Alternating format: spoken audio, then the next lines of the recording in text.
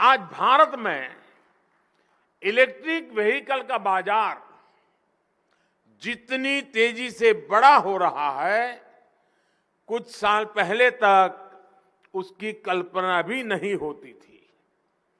Electric वाहनों की एक बड़ी खासियत ये होती है, वो साइलेंट होते हैं। दो पहिया हो या चार पहिया, वो कोई शोर नहीं करते।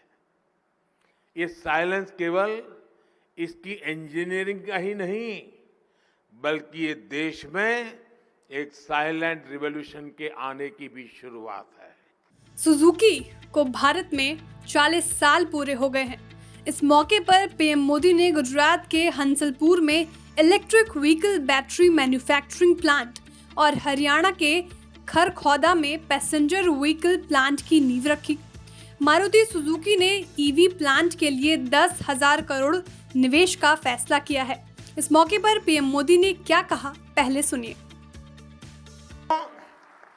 आज भारत में इलेक्ट्रिक व्हीकल का बाजार जितनी तेजी से बड़ा हो रहा है, कुछ साल पहले तक उसकी कल्पना भी नहीं होती थी। इलेक्ट्रिक वाहनों की एक बड़ी खासियत ये होती है, वो साइलेंट होते हैं। दो पहिया हो या चार पहिया, वो कोई शोर नहीं करते। ये साइलेंस केवल इसकी इंजीनियरिंग का ही नहीं, बल्कि ये देश में एक साइलेंट रिवॉल्यूशन के आने की भी शुरुआत है। आज लोग ईवी को एक एक्स्ट्रा व्हीकल नहीं समझ रहे, वो उसे प्रमुख साधन मानने लगे हैं। देश भी पिछले 8 वर्षों से इस बदलाव के जमीन तैयार कर रहा था। आज हम इलेक्ट्रिक व्हीकल इकोसिस्टम में सप्लाई और डिमांड दोनों पर तेजी से काम कर रहे हैं। सरकार इलेक्ट्रिक व्हीकल के खरीदारों को कई तरह के इंसेंटिव दे रही है ताकि डिमांड में तेजी आए। इनकम टैक्स में छूट से लेकर लोन को आसान बनाने जैसे कई कदम उठाए गए हैं, जिससे इलेक्ट्रिक व्हीकल्स की मांग बढ़े। इसी तरह ऑटोमोबाइल और ऑटो कंपोनेंट्स में पीएलआई स्कीम के जरिए सप्लाई बढ़ाने की दिशा में भी तेजी से काम हो रहा है। सरकार ने इलेक्ट्रिक व्हीकल के पूरे इकोसिस्टम को रफ्तार देने के लिए कई कदम उठाए हैं। पीएलआई स्कीम के जरिए बैटरी मैन्युफैक्चरिंग को उसको भी काफी बढ़ावा मिल रहा है। इलेक्ट्रिक व्हीकल चार्जिंग इंफ्रास्ट्रक्चर को तैयार करने के लिए भी देश ने कई नीतिगत फैसले लिए हैं। 2022 के बजट में बैटरी स्वैपिंग पॉलिसी को पेश किया गया है। टेक्नोलॉजी शेयरिंग जैसी नीतियों पर नई शुरुआत हुई है। सप्लाई, डिमांड और इकोसिस्टम की मजबूती से ईवी सेक्टर का आगे बढ़ना तय है। यानी ये साइलेंट रिवॉल्यूशन आने वाले दिनों में बड़ा परिवर्तन करने के लिए तैयार है। साथियों, आज जब हम ईवी जैसे क्षेत्रों की बात करते हैं, तो हमें अपने देश के क्लाइमेट कमिटमेंट को और उसके टारगेट्स को भी सामने रखना बहुत आवश्यक है।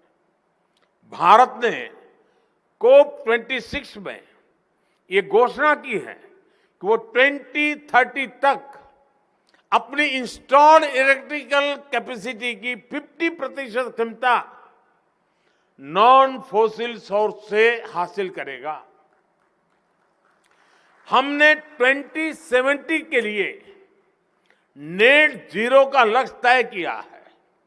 इसके लिए हम ईवी चार्जिंग इंफ्रास्ट्रक्चर और ग्रिड स्केल बैटरी सिस्टम जैसे एनर्जी स्टोरेज सिस्टम को इंफ्रास्ट्रक्चर की हार्मोनाइज्ड लिस्ट में शामिल करने की तैयारी कर रहे हैं। साथ ही हमें बायोगैस, फ्लैक्स फ्यूल जैसे विकल्पों की ओर भी बढ़ना होगा। मुझे खुशी है कि मारुति सुजुकी इसी दिशा में biofuel, ethanol blending, hybrid EV जैसे तमाम विकल्पों पर भी काम कर रही है। मेरा सुझाव है कि इसके साथ साथ सुजुकी कंप्रेस्ड बायोमीथेन गैस यानी सीबीजी जैसी संभावनाओं से जुड़े प्रोजेक्ट भी शुरू कर सकती है। भारत की दूसरी कंपनियां भी इस दिशा में काफी काम कर रही है। मैं चाहूंगा कि हमारे यहां एक हेल्दी कंपटीशन के साथ साथ म्यूचुअल लर्निंग का भी और बेहतर माहौल बने। इसका लाभ देश और व्यापार दोनों को होगा। साथियों, अगले 25 वर्षों के अमृतकाल में हमारा लक्ष्य है कि भारत अपनी ऊर्जा जरूरतों के लिए आत्मनिर्भर बने। हम जानते हैं कि आज ऊर्जा आयात का एक बड़ा हिस्सा ट्रांसपोर्ट से जुड़ा है। इसलिए इस दिशा में इनोवेशन और प्रयास हमारी प्राथमिकता होनी चाहिए। मुझे भरोसा है आपके और ऑटो सेक्टर के सभी साथियों के सहयोग से देश अपना ये लक्ष्य जरूर पूरा करेगा। मारुति सुजुकी साल 2025 से इलेक्ट्रिक व्हीकल का प्रोडक्शन शुरू कर सकती है। साल 1981 में मारुति उद्योग लिमिटेड की स्थापना की गई थी। ये एक पब्लिक सेक्टर कंपनी थी। 1982 में जापानी ऑटोमेकर सुजुकी ने भारत के साथ जॉइंट वेंचर स्थापित किया। पिछले 40 सालों में मारुति सुजुकी देश का सबसे पसंदीदा ब्रांड बन गया है। यह हर घर का ब्रांड है। आरसी भार्गव मारुति सुजुकी इंडिया के चेयरमैन हैं। अपने संबोधन में पीएम मोदी ने मारुति सुजुकी की सफलता, भारत और जापान के बीच में मजबूत पार्टनरशिप के बारे में कहा। सुनिए।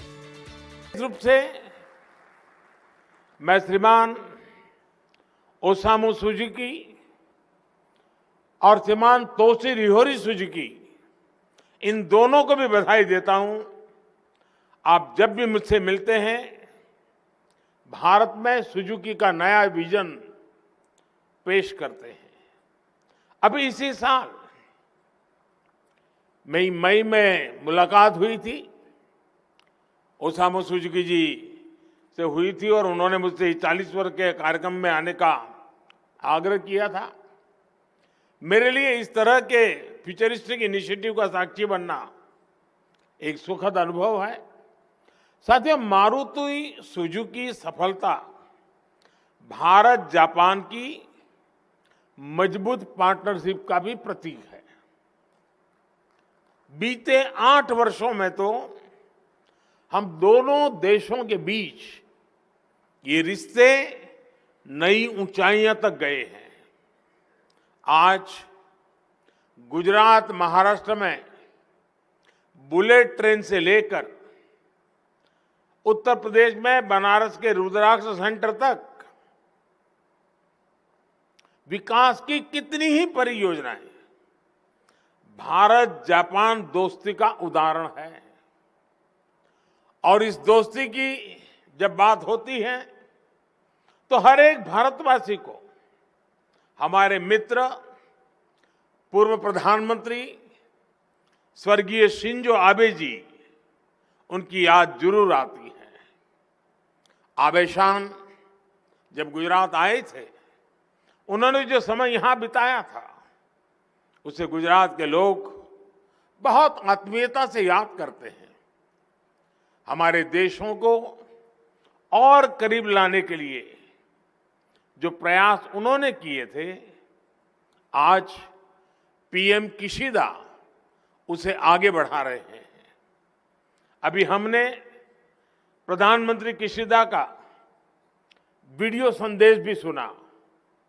मैं इसके लिए प्रधानमंत्री किशिदा और जापान के सभी नागरिकों का भी भारत की ओर से अभिनंदन करता हूं।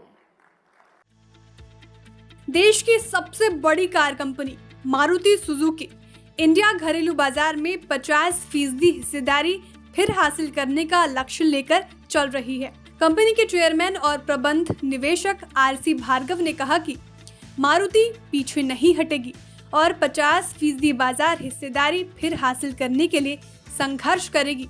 मारुति देश में अपने परिचालन के 40 साल पूरे होने का जश्न मना रही है। बीते वित्त वर्ष 2021-22 में कंपनी की बाजार हिस्सेदारी घटकर 43.38% रह गई, जो वित्त वर्ष 2018-19 में 51.21% के शिखर पर थी। घरेलू बाजार में अपना प्रभुत्व फिर कायम करने के प्रयास के तहत कंपनी की योजना शहरी क्षेत्र के अलावा छोटे शहरों और ग्रामीण क्षेत्रों की जरूरत को पूरा करने वाले मॉडल उतारने की है। वित्त वर्ष 2018-19 में घरेलू बाजार में यात्री वाहन बिक्री 33 लाख से ज्यादा इकाई थी, जो 2021-22 में घटकर 30 लाख से ज्यादा इकाई रह गई। मारुति सुजुकी ने 2018-19 में अपनी अब तक की सबसे अधिक सालाना बिक्री 17 लाख से ज्यादा इकाइयों की हासिल की थी। उस समय कंपनी की बाजार हिस्सेदारी 51.21 थी। ये 2021-22 में घटकर 43.38% या 13 लाख से ज्यादा इकाई रह गई। Bureau report, बिस्तक।